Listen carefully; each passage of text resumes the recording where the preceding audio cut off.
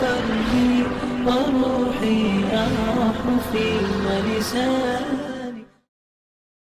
السلام علیکم ورحمۃ اللہ وبرکاتہ. دوستو، میں ہوں محمد ساجد اور آج کی اس ویڈیو کے اندر آپ سب کو خوش آمدید. پچھلی ویڈیوز میں ہم نے پاسٹ، پریزنٹ اور فیوچر کی مکمل تفصیل جان لی. یقیناً آپ کو بھی بہت اچھے طریقے سے سمجھ آ گئی ہوگی. دوستو، ان ویڈیوز میں جو طریقے اور قانون میں نے بتائے ہیں چائنیز زبان میں، ان کے علاوہ اور بھی موجود ہیں.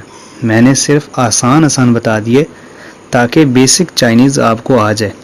جب آپ مزید آگے بڑی کتابیں پڑھیں گے تو باریکیاں آپ پہ خود بخود کھلتی چلی جائیں گی. اب ہم بات کرتے ہیں آج کے سبق کی.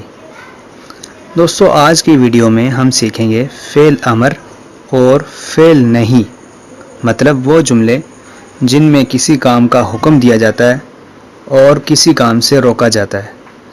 چائنیز زبان میں ایسے جملوں میں دو لفظ استعمال ہوتے ہیں.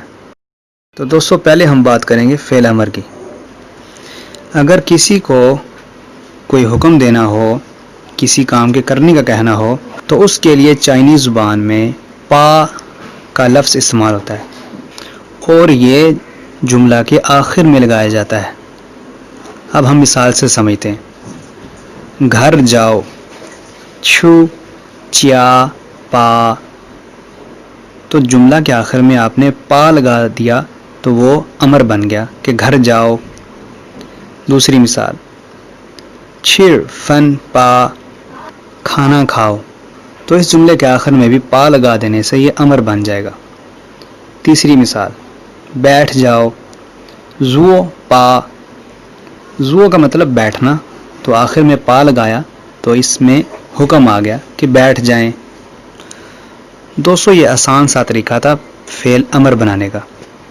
اب ہم بات کرتے ہیں فعل نہیں کی، کہ اگر کسی کام سے کسی کو روکنا ہو، منع کرنا ہو کہ ایسے نہ کرو، شور نہ کرو وغیرہ، تو ایسے جملوں میں پیے یہ والا لفظ استعمال ہوتا ہے اور یہ جملہ کے شروع میں آئے گا. مثال، مت بیٹھو، پیے زو. پیے زو. دوسری مثال، مت دیکھو، پیے کھن. تو جملہ کے شروع میں پیے لگا دینے سے اس کے اندر نہیں، یعنی اس کام سے رک جانے والا اثر آ جاتا ہے. تو دوستو، ہم نے فعل امر اور فعل نہیں بنانے کا طریقہ سیکھ لیا.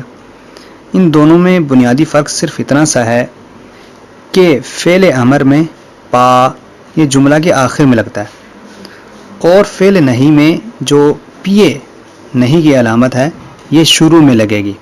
بس یہ فرق آپ یاد رکھیں. تو دوستو، آج کا ہمارا سبق مکمل ہو گیا. الحمدللہ ہماری ٹینسز کی مکمل تفسیر کمپلیٹ ہو گئی. اس کے متعلق آپ کسی بھی دوست کو کوئی سوال پوچھنا ہو تو وہ کمنٹ میں پوچھ سکتے ہیں. کوئی بھی بات سمجھ نہ آئی ہو اس کو پوچھ سکتے ہیں. البتہ آپ کے ذمہ ہے ان کی لکھ کے بہت زیادہ مشق کریں، بار بار ان کو لکھیں، بولیں. اس سے آپ کو بہت جلدی اور زیادہ فائدہ ہوگا. تو انشاءاللہ اب اگلی ویڈیو میں ملیں گے ایک نئے موضوع کے ساتھ. تب تک مجھے دیجیے اجازت. اپنا بہت سا خیال رکھیے گا. دعاؤں میں یاد رکھیں. اللہ حافظ.